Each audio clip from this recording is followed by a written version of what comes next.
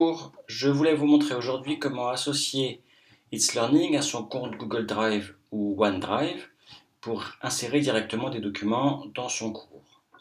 Donc lorsque vous êtes connecté à l'ENT, vous cliquez sur votre nom, puis vos paramètres.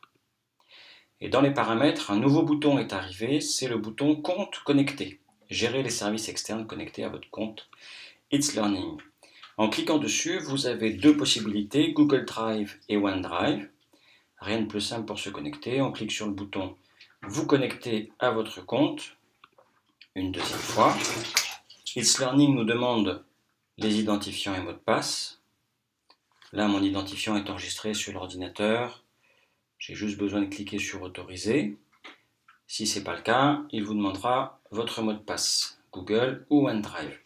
Une fois que vous êtes connecté, vous pouvez utiliser vos documents Google Drive ou OneDrive sans vous reconnecter. Par exemple, dans un cours test, je vais pouvoir ajouter une ressource, comme d'habitude, fichier ou dossier. Et au lieu d'aller chercher un fichier ou dossier sur mon disque dur, en cliquant dessus, je peux aller chercher directement un fichier qui se trouve sur mon Drive Google.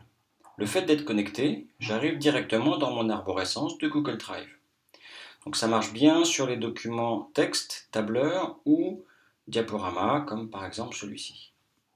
Lorsque je sélectionne le fichier, il me l'importe automatiquement dans Google Drive. Un petit temps de téléchargement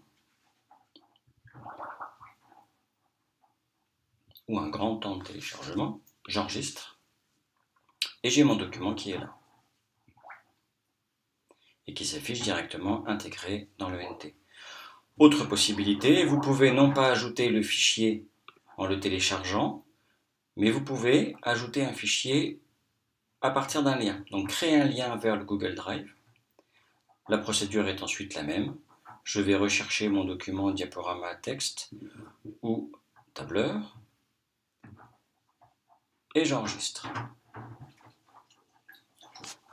À ce moment-là, j'ai un petit icône qui est différent, c'est-à-dire que le document ne s'est pas téléchargé sur It's Learning, il reste sur le serveur de Google, mais je peux y avoir accès. Là, j'ai les droits d'écriture, je vais même pouvoir le modifier comme si j'étais sur mon Drive Google. L'intérêt, c'est qu'il est totalement intégré à l'ENT et les élèves le verront en lecture. Voilà.